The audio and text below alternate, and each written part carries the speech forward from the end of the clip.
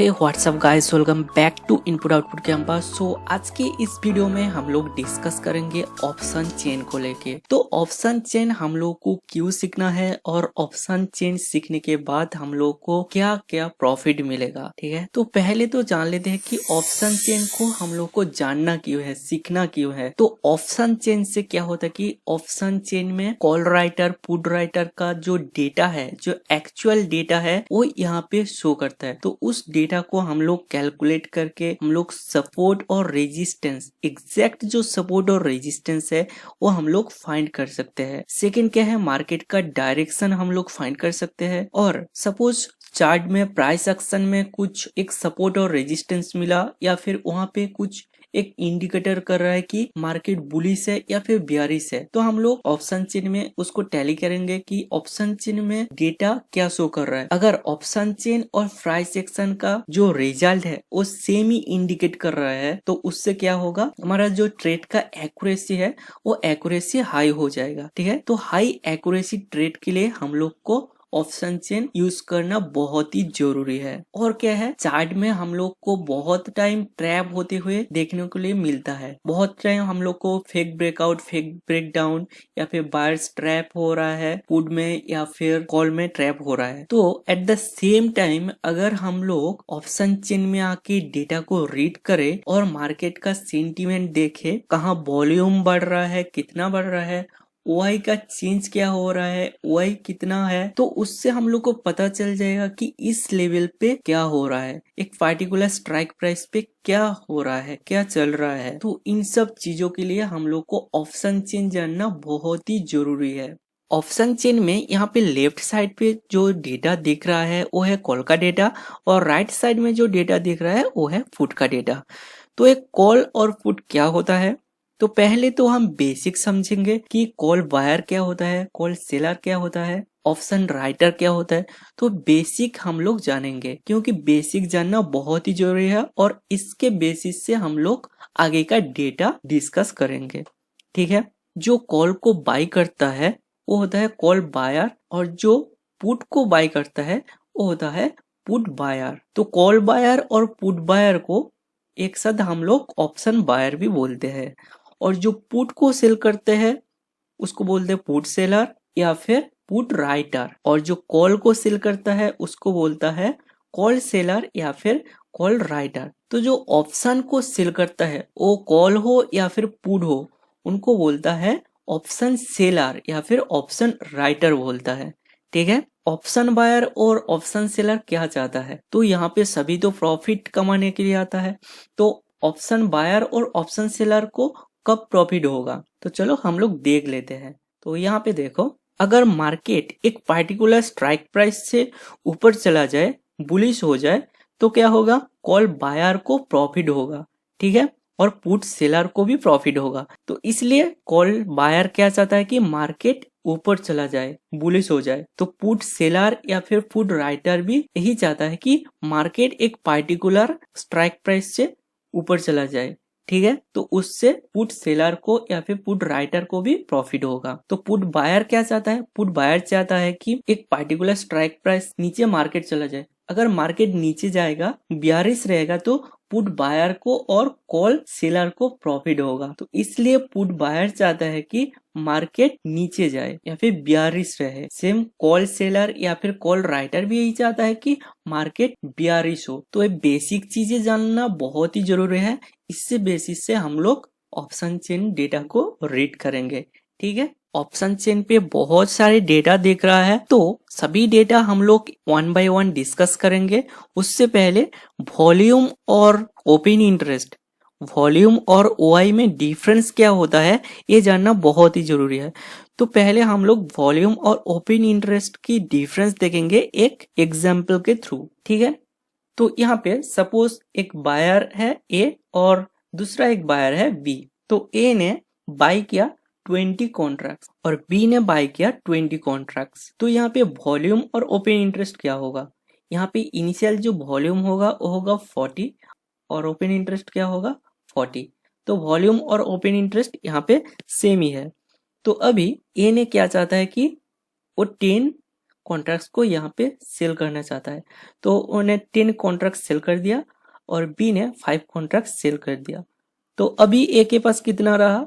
अभी ए के पास रहा 10 कॉन्ट्रैक्ट्स और बी के पास रहा 15 कॉन्ट्रैक्ट्स। तो अभी वॉल्यूम कितना होगा? वॉल्यूम होगा 40 प्लस 10 प्लस 5, तो टोटल कितना होगा? 55। और ओपन इंटरेस्ट कितना होगा? ओपन इंटरेस्ट कितना कॉन्ट्रैक्ट्स अभी तक सेटल नहीं हुआ, कितना कॉन्ट्रैक्ट्स अभी तक आउटस्टैंडिंग पड़ा हुआ है। तो अभी कितना पड़ा हुआ है? ए के पास है 10 और बी के पास है 15, टोटल है 25। 25 आउटस्टैंडिंग कॉन्ट्रैक्ट्स है या फिर अनसेटल्ड कॉन्ट्रैक्ट्स है जो अभी तक सेटल नहीं हुआ, तो वो हो जाएगा हमारा ओपन इंटरेस्ट। तो ओपन इंटरेस्ट होगा 25 और वॉल्यूम कितना होगा? 55। तो वॉल्यूम क्या है? किसी एक ऑप्शन कॉन्ट्रैक्ट पे कितना बाई हुआ है या फिर कितना सेल हुआ है, सेलर्स के थ्रू या फिर बायर्स के थ्रू, उन टोटल का जो सम है वो क्या हो जाएगा? वो हो जाएगा वॉल्यूम। तो जितना नंबर कॉन्ट्रैक्ट्स ट्रेड हुआ है वो हो जाएगा हमारा वॉल्यूम। और ओपन इंटरेस्ट क्या होगा? जितना आउटस्टैंडिंग कॉन्ट्रैक्ट्स पड़ा हुआ है जो अभी तक क्लोज नहीं हुआ या फिर सेटल नहीं हुआ। तो सिंपल वर्ड में वाई क्या है? तो जितना भी कॉन्ट्रैक्ट्स अभी तक पड़ा हुआ है, अभी तक प्रॉफिट बुक नहीं किया बायर्स ने या फिर सेलर्स ने, वो क्या है? वो हो जाएगा ओपन इंटरेस्ट। और वॉल्यूम है total number of traded contracts, जो ट्रेड हो गया है, प्रॉफिट बुक करके निकल गए हैं लोग, तो वो क्या हो गया? हमारा वॉल्यूम। तो वॉल्यूम और ओपन इंटरेस्ट ये हर एक स्ट्राइक प्राइस पे देखने को लिए मिलेगा और ये चेंज होता रहता है लाइव मार्केट में। ओके, तो अभी ए के पास है 10 कॉन्ट्रैक्ट्स और बी के पास है 15 कॉन्ट्रैक्ट्स। तो अभी ए ने और 10 कॉन्ट्रैक्ट्स सेल कर दिया और बी ने भी 10 कॉन्ट्रैक्ट्स सेल कर दिया। तो अभी वॉल्यूम कितना होगा? वॉल्यूम था 55, अभी हो गया 10 प्लस 10 20। तो 20 कॉन्ट्रैक्ट्स ट्रेड हुआ है, तो यहाँ पे 55 प्लस 20 हो जाएगा, कितना होगा? 75 हो जाएगा हमारा वॉल्यूम। तो यहाँ पे बी के पास कितना कॉन्ट्रैक्ट्स है अभी तक? अभी बी के पास है 15 माइनस 10, 5 कॉन्ट्रैक्ट्स पड़ा हुआ है और ए के पास कुछ भी नहीं है, 0 है। तो ओपन इंटरेस्ट क्या होगा? ओपन इंटरेस्ट होगा 0 प्लस 5, तो 5 होगा हमारा ओपन इंटरेस्ट जो अभी सेटल नहीं हुआ। तो इस एग्जाम्पल के थ्रू आप लोग को इजीली समझ में आ गया कि ओपन इंटरेस्ट और वॉल्यूम में क्या डिफरेंस है, ओपन इंटरेस्ट क्या है, वॉल्यूम क्या है। तो ये सारी चीजें हम लोग ऑप्शन चेन में भी देखेंगे, ठीक है। तो ऑप्शन चेन में बैंक निफ्टी का डेटा है और एक्सपायरी है 14 अगस्त, ठीक है। तो यहाँ पे एट द मनी क्या है? एट द मनी है 50,400 स्ट्राइक प्राइस में एट द मनी है। और यहाँ पे इन द मनी और आउट द मनी क्या है? तो यहाँ पे कॉल ऑप्शन में और पुट ऑप्शन में in the money out the money difference होता है। तो यहाँ पे पहले देखो स्ट्राइक प्राइस यहाँ से इंक्रीज हो रहा है, तो ऊपर से नीचे यहाँ पे इंक्रीज हो रहा है। तो हम लोग कॉल ऑप्शन में देख लेते हैं कि इन द मनी और आउट द मनी क्या है। तो इन द मनी देखो यहाँ पे 50,400 है एट द मनी और इससे नीचे वाला स्ट्राइक प्राइस क्या होगा? तो यहाँ से नीचे वाला स्ट्राइक प्राइस जितना भी है वो हो जाएगा इन द मनी और यहाँ से ऊपर वाला 50,400 से लेके इससे ऊपर 50,500 600 से और भी ऊपर जितना भी है वो हो जाएगा आउट द मनी। तो ये जो सेक्शन है देख रहे हो ये हो जाएगा आउट द मनी। ये जो येलो सेक्शन है ये है हमारा इन द मनी और ये जो व्हाइट सेक्शन है ये है हमारा आउट द मनी। तो सेम पुट्स पे भी सेम है। तो यहाँ पे एट द मनी तो है 50,400 पे और इससे नीचे वाला जो है तो वो हो जाएगा हमारा आउट द मनी और इससे नीचे वाला जो है जो येलो ऑप्शन में देख रहा है वो क्या है? वो है हमारा इन द मनी। तो इन द मनी क्या है? इन द मनी है जो बीत चुका है, ठीक है, और जो अभी तक नहीं हुआ है वो क्या आउट द मनी में है। तो ये अभी तक नहीं हुआ है तो ये फ्यूचर में होने वाला है। तो ये जितना भी कॉन्ट्रैक्ट्स है यहाँ पे ये फ्यूचर्स में होने वाला है। ये हो गया आउट द मनी। तो सेम कॉल और पुट में in the money out the money. तो अभी हम लोग कॉल और पुट का बेसिक जान लिया है। In the money at the money out the money क्या है वो भी देख लिया है। वॉल्यूम और ओपन इंटरेस्ट क्या है वो भी देख लिया और वॉल्यूम और ओपन इंटरेस्ट डिफरेंस क्या होता है वो भी देख लिया। तो यहाँ पे वॉल्यूम जो दिखा रहा है ये लैक्स में है। यहाँ पे देखे तो वॉल्यूम इज इन लैक्स, और यहाँ पे ओपन इंटरेस्ट भी लैक्स में दिखा रहा है। तो पुट के साइड में भी सेम है, यहाँ पे वॉल्यूम है और ओपन इंटरेस्ट है। तो नेक्स्ट क्या है, यहाँ पे ओपन इंटरेस्ट चेंज है और ओपन इंटरेस्ट चेंज परसेंटेज है, और यहाँ पे एलटीपी है। तो ओपन इंटरेस्ट चेंज और ओपन इंटरेस्ट में डिफरेंस क्या है, और एक क्या है ओपन इंटरेस्ट और ओपन इंटरेस्ट चेंज क्या है, और यहाँ पे पॉजिटिव क्यों दिखा रहा है ओपन इंटरेस्ट चेंज, और यहाँ पे नेगेटिव भी क्यों दिखा रहा है, तो इससे क्या इंडिकेट कर रहा है, तो ये भी हम लोग यहाँ पे देखेंगे। तो हम लोग ओपन इंटरेस्ट तो देख लिया है कि ओपन इंटरेस्ट क्या होता है। तो किसी एक पर्टिकुलर स्ट्राइक प्राइस पे कितना नंबर आउटस्टैंडिंग कॉन्ट्रैक्ट्स पड़ा हुआ है वो दर्शाता है कि ओपन इंटरेस्ट का काउंट कितना है। ठीक है, तो यहाँ पे अगर हम लोग देख ले 50,500 पे, तो 50,500 पे कितना ओपन इंटरेस्ट है, यहाँ पे है 18.1 lakhs, तो इतना है ओपन इंटरेस्ट।